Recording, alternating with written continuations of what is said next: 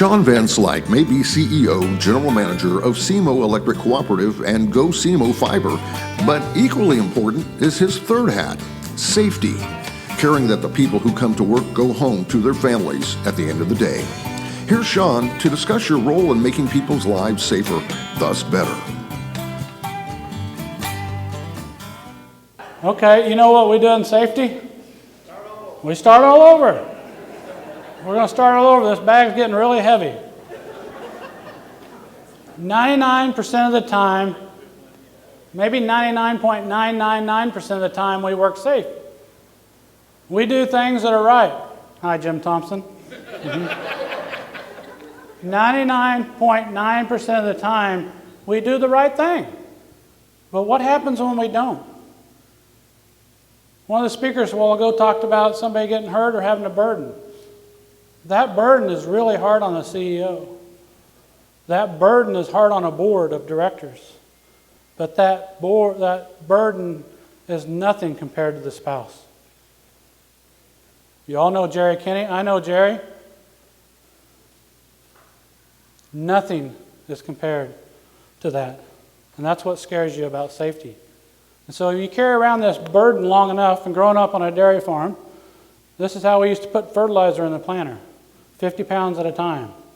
I see a lot of head shaking going around. Okay, I was looking for Jim Miles. He moved on me. Where's Jim at in here? Oh, he's not in here. Dwayne, Jim Thompson's here. I'll pick on him. Jim, how many employees are you responsible for? How many employees are you responsible for? Oh, about 38. So what happened? What's it feel like to carry that around every day? I hope you got caught. It's pretty good, though, isn't it? I was in Alabama a couple weeks ago doing the same thing, and they thought it was full because they say if I act a little bit better, you know, big guy. And I went to give it to a director, and they said you could just see their eyes because he was a little bit older. And they thought something was going to happen. But the point with that is the fact that that is the burden that we carry around. And safety is so important. Safety is so important. So I start with that to get your attention. The second thing I want to say is I've been sitting here this morning, and it's amazing to me. We've talked about gratitude, and I've been taking notes over there, and we talked about gratitude this morning. We talked about not being the co-op friendly nice. I like that. Not be co-op friendly nice, because what you guys are working on with the legislation. Learning forever, we talked about that this morning. The new electric vehicles, wow. So those who missed a Tesla stock opportunity, watch this one, okay? Just watch this one. And there's just so many things. You guys have this going on. You've got the Illinois Democrats trying to power supply. I've seen that before. You've got the EV network. There's just a lot of things going on. Let me get started, and we'll flip over to these slides real quick. Let's go home, though. I want to talk today about safety because it's so important. But we're going to get this going. Everything's technology. This is from a 4th grade student in Canada. She just won an award for this. Home is where you're able to feel very safe, very secure, and very okay. I'm not going to read all of it for you, but just think about that. Home is where you're able to feel safe, very secure, and very okay. See, that's what I want my workplace to feel like. And my job today is I want to help one of you. If I can reach into one of your hearts today and you take something back, then I've done my job today. 60% of you have had a great lunch. As a CEO, I know what it means. You might want to take a nap. It's okay. I've been there. I'm in a boardroom all the time.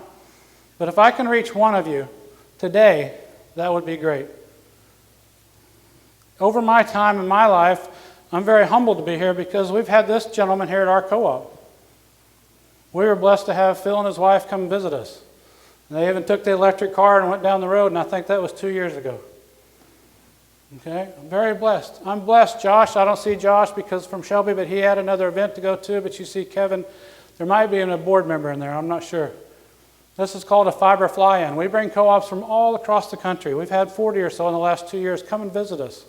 And we open our books. We open everything to them. We let them come in and learn from us. But these are my connections to Illinois. Here's my other connection to Illinois. In 1998, I went to work for Illinois Power.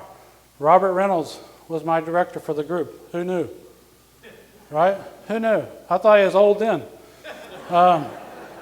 Now when people look at me, I'm the old guy, right? That's how life works. That's at the inland hurricane in southern Illinois on the left with the tree. Remember that? That was tough. We had 2,000 linemen down there working hard. The other picture's in Jacksonville during an ice storm, and I've lost track if that was 2006, 2007, 2009, 2011. I can't remember anymore. Getting old. This is Litchfield. I served many years in Litchfield. We lived there. I was a soccer coach, had a great team. Litchfield was a great community for us. And as a school board president, I learned a lot of things. I'm just humbled. And this is probably one of my favorite pictures that I like to bring.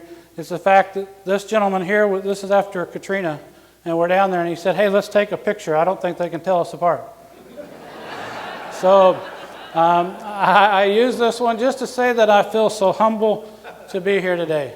I feel so humble to be here today. And I appreciate. So what I want to know is safety on the agenda. And sometimes I embarrass people, and I often warn them if I come into it, but I do want to point out the exits are back here because was safety on the agenda this morning? Was safety on the agenda this morning? Do you all know where your exits are? Do you know what happens today if we have a crisis? If there's a shooting in the lobby, do you know where you're going to go? See, we forget safety sometimes, and it's the most important thing that we have to do. While you guys were all in there on lunch, I was in here. See, safety's so important. We take a lot of things for granted. We take a lot of things for granted. So I'm going to invite you to one of my board member meetings right now, and we're going to talk about safety. This is actually called Breaking Bread. Phil Carson, you've been in this room. Some of you else may have been. This is actually the board. I have 12 board members, and in the yellow, you'll see them sitting around the table there. Some are standing at this point. But this is called Breaking Bread in December. We actually bring the board in, and we have an all-employee board meeting in December with the safety message. We approve the next year's budget. We approve a lot of things for the next year. Why? Because my board members are engaged, and I want our staff to be engaged as well. The second thing that we would start off with the safety message. Second thing we'd do is we'd play a game called Who's Missing? And somebody would get up on the marking board right now and they would say, who's missing? Aaron's not here today. So we'd write Aaron's name down. Alan Waddle's name, we'd write his name down. We'd write that down. Who's missing? Because it's so important that they're there. And then the third thing we'd do, because I would know whose birthday it is, we'd recognize them. Anybody in here have a birthday today? Play along with me. I know we had some other interactive things. No birthdays in this room at all? Was there a birthday yesterday? Come on. Birthday tomorrow? Come on. Come up here. Come on. I want to show you how you build culture. Come on. This is the whole point. What is your name, ma'am? Lori. I'm Sean. We just got the CEO training, right? So her name is Lori, right? Yes. L-O-R-I. So what we're going to do is we're going to sing Happy Birthday. Who's a good singer in here? Who's a good singer? Somebody's a singer. Huh? Dwayne. Come on, help me start Happy Birthday. Come on, help on. Sing Happy Birthday. Let's go. Ready? Birthday to you. Happy birthday to you. Happy birthday, dear Lori. Happy birthday to you. Now, how does that make you feel? Wonderful. Wonderful. Here's your book of the year. Every employee gets a book of the year. This is a life planner. Helps you plan your life for unfortunate things, but it'll help your family deal with things later. Thank you. So thank you. Happy birthday. Dwayne, here's a gift for you for participating. So part of what that, you got to build a culture. You have to be very intentional about it. You have to do things. This is last Tuesday. I was in Springfield. See where I'm at? I'm in Springfield, going back to my roots. I was in Jefferson City, Missouri at the Capitol speaking. While I was getting ready to go on stage, this is a picture I got on my phone. Where do you think my mind and my heart were? Right there with that wreck, right on Highway 60. Not very far from Lambert's, not very far, Sikeston, Missouri. A young lady pulled out in front of our line truck. Our line truck pushed her into the median. Fortunately, and I could put another picture, but nobody was in the back seat. They would have been dead. See, as CEOs, that's what we're worrying with all the time. We're worrying about this all the time. We live with this. And it's because, and the other CEOs in this room will know, we do not want to go to their house. Somebody just shared a story of their spouse just retired from the military. Just told me just during lunch. In the military, they have 5 hours to get to the family to tell them. I tell you, with today's social media, in our little worlds that we have as co-ops, we better get there quicker. We better pull up in front of their house quicker because it's so hard. Do you know your team? Tony the mechanic, he keeps Team SEMO alive. Megan the representative, she serves members. And as I went through all of your websites, the 8 telephone cooperatives, the 5 or 6 GNTs, I lost track on that, and the 24 electric cooperatives, you all have people that are working like this. Robbie the lineman, you can put your own people's name, pictures in this thing. Brittany the supervisor, she oversees member satisfaction. But I'm going to ask you something. Are you really selfish about safety? Because if you're not, if you leave today, I want you to be selfish. Here's why I'm selfish. You have to be selfish. I saw the say yes to Cole back there. I was going to interrupt him earlier, but he was talking, and what he was doing, he had a cell phone out, and I bet you were showing pictures of your grandchildren to somebody. Am I right? Yes, sir. And there's probably 2 people in this room that still have a flip phone. Who's got a flip phone in here? Come on, be honest with me. One. Is there 2 in here? 2. I got it. 3. Oh, 3. Oh, okay. I finally got my last board member to switch because I said, Dickie, you could show me pictures of your grandchildren if you get one. And now I can't get it away from him. So I often get the question, Sean, why do you go out and put yourself in front of people who want to speak? This is when I was 5 years old. This is my cat Hendry and my dog Pepper. But this is in a trailer court where I grew up. And we went through a divorce. Mom kicked my dad out when I was 5. He took me to the drive-in one too many times with another woman. And so at 5 he left, and I've only seen him, he's dead now, but I only saw him a handful of times after that. But I bring this picture up because empathy. That little red barn back there, some terrible things happened to me in that red barn at the hands of other people. I don't like bullies. And if you're going to work in my co-op, and you're going to work with my coworkers, and you're going to work with my members, you're not going to be a bully. You're going to make decisions, but you're not going to make a bully. You're not going to be a bully. It's not going to happen in the line room. It's not going to happen anywhere if I can catch it. You can teach, you can be mentor, you can be hard on people, but you're not going to bully somebody. And as I see Phil Carson's eyes over there, the other thing that I do at every safety meeting, I'm going to ask you to bow your heads right now. Okay, and we're going to say, Father, we come to you to ask for your guidance and your help. And that you protect us and you protect our coworkers. And Father, you be with those co-ops that have had issues in the past few months. And you be with the co-op that lost a director this year. And Father, you just help these people travel home safe. Amen. See, we pray a lot at my co-op too. And yeah, I have Jehovah's Witnesses or I have other things, and I go to them and I say, you know what's going to happen today? And we talk about these things, and I've done this throughout my career. Because you have to be selfish.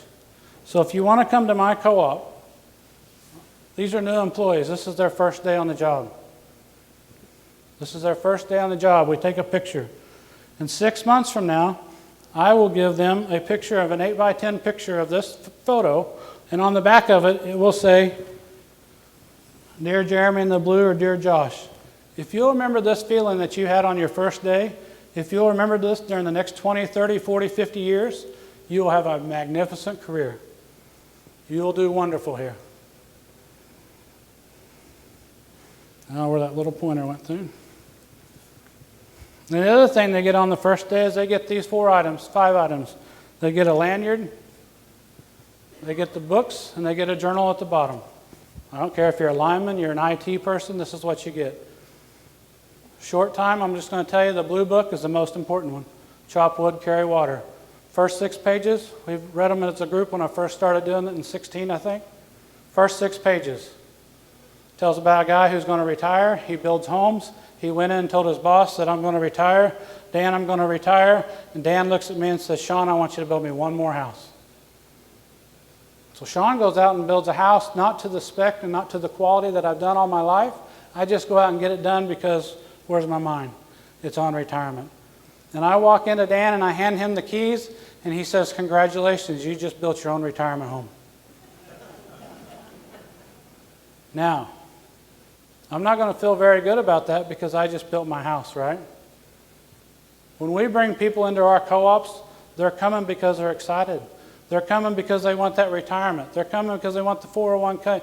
They're coming to work someplace good. And that's what we have to do. So here's the recipe.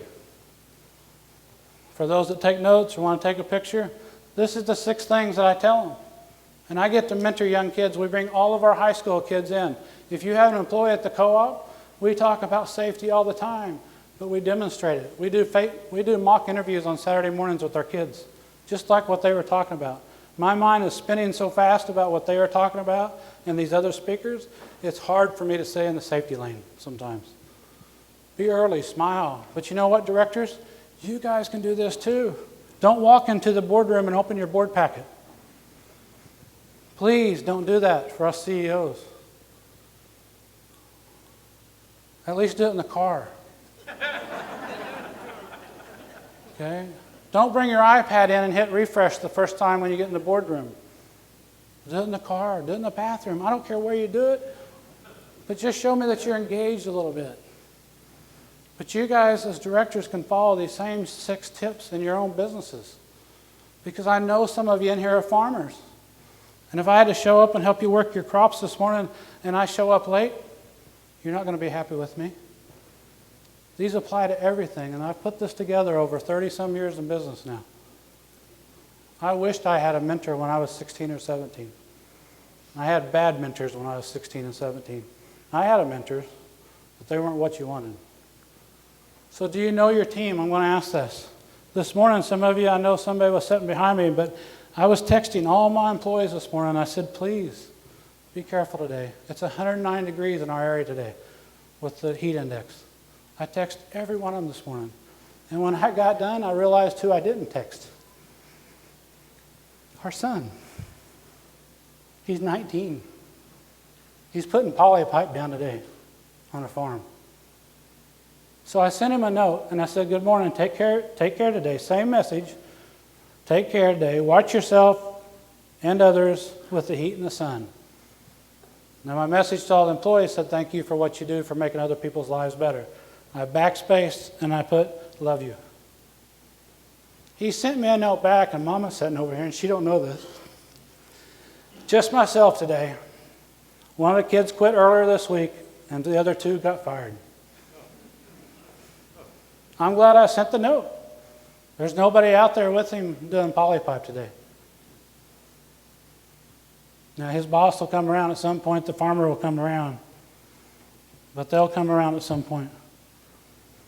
This is unsafe, so I'm just going to tell you, but I'm pretty strong. Board of Directors, do you know what that chair means? When we're in the boardroom, every decision that we make should start with safety. And it should start about our employees. And it should start with your CEO. Do you know when his or her birthday is? Do you know what makes that person tick?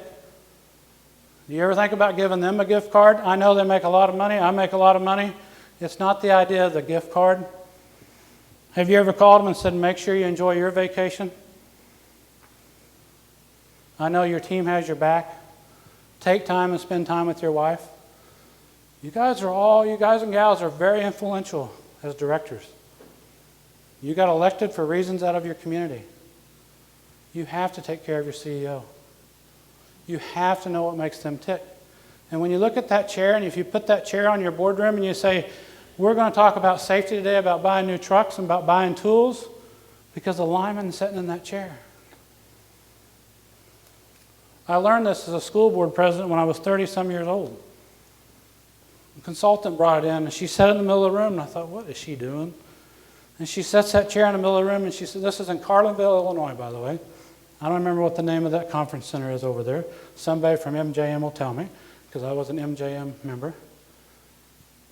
They set that chair down, and she said, every decision you make should be about the student. It's not about winning football games. It's not about this, not about that. And I've carried this message with me now for over 20 years.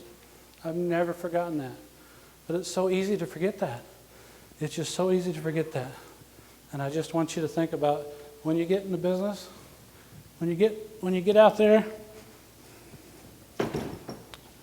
plop it down. Think about it. Because it's so easy to get caught up in everything else just like I am today. I love coming to these events because what I get to take home, picture of a guy with a white shirt that says, keep cool. I happen to be from Missouri, not Colorado. Okay? I understand what we need to fight for. But most importantly, we have to take care of each other. And that's so important. So I ask you again, do you know your team? Ryan the lineman. He keeps the lights on, but look at the next line. This little boy can't go outside. He has immune deficiency syndrome. I'm not smart enough to even tell you how to say the right words. There's a doctor in the house. 5 minutes, thank you. She has a new mom. She has a new title, Mom. His other name is Grandpa. She's completing her MBA. His mom and dad needed help, so what did he do after 20, 30 years at the co-op? He's turned 62. What did he do? He retired. He left. So my challenge to you to be selfish.